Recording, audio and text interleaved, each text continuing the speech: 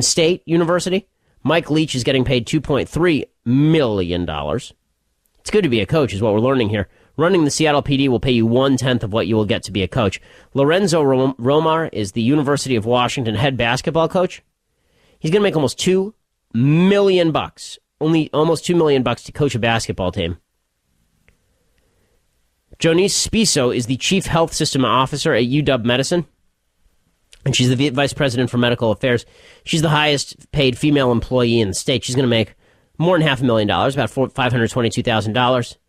Jay Inslee will pull down about $160,000. Bob Ferguson, the attorney general, same price, about $146,000. And the list goes on. John Urquhart of the King County Sheriff will take home $175,000. In other words, it actually, serving the public, turns out, may serve you pretty well. Plus, all these folks get really, really solid pensions. Dow Constantine, the incompetent King County executive, $210,000.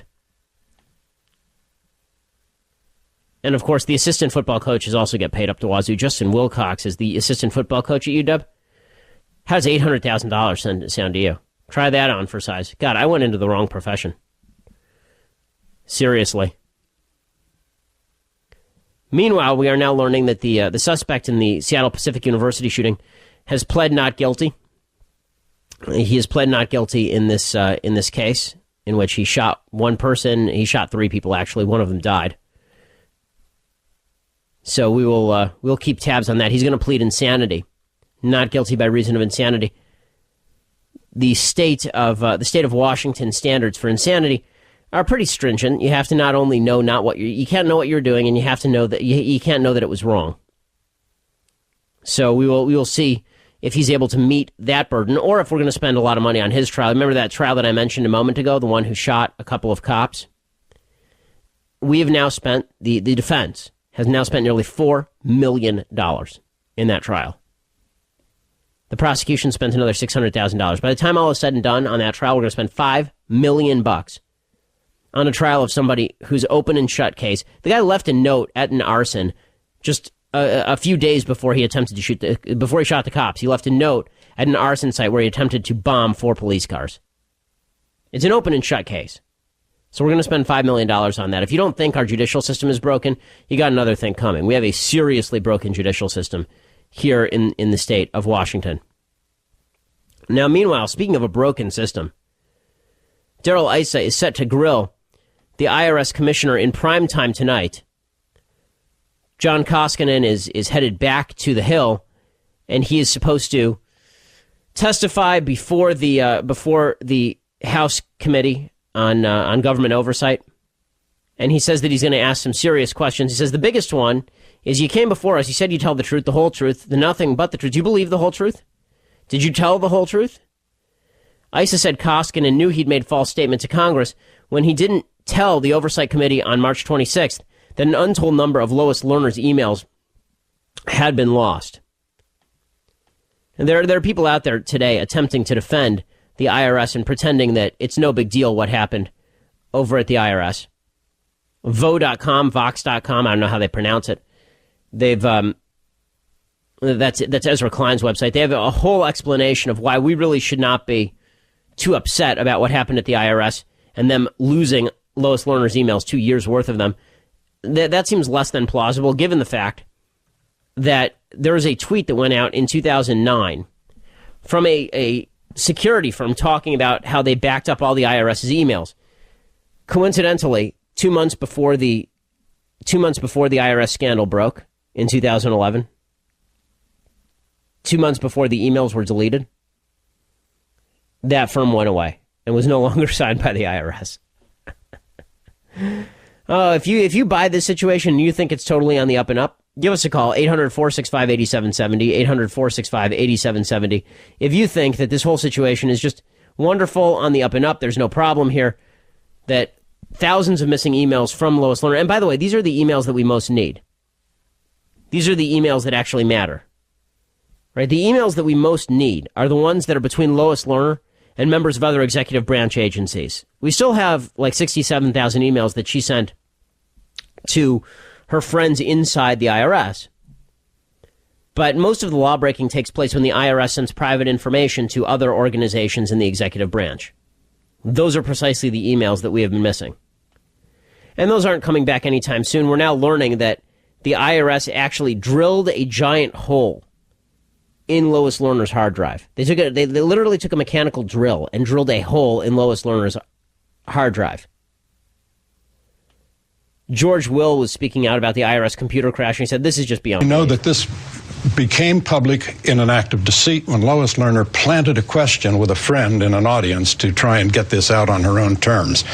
Fourth, we know that she has taken the Fifth Amendment because she has a right to do this when she has a reasonable suspicion that there might be criminal activity involved. Fifth, we know that from the timeline you put up today that there has been 13 months of stonewalling on this. And six, now we know that not only her hard drive, but 6 other people intimately involved in this suddenly crashed in an amazing, miraculous coincidence. Religions have been founded on less 10 days after the investigation started. That's why we need a special prosecutor.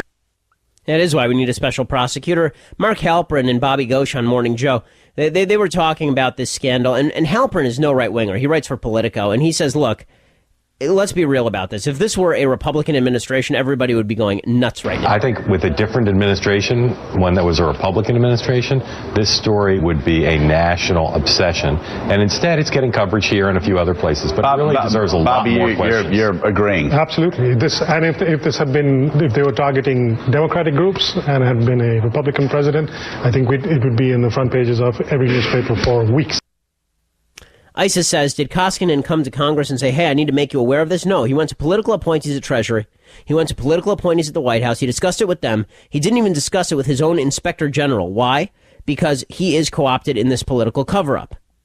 Koskinen, of course, is the current head of the IRS. ISIS said that he wants to find out who made the decision to destroy the documents. He noted that Lerner decided to put the documents on her computer's local C drive. He said, can you believe for a moment she didn't make a backup copy?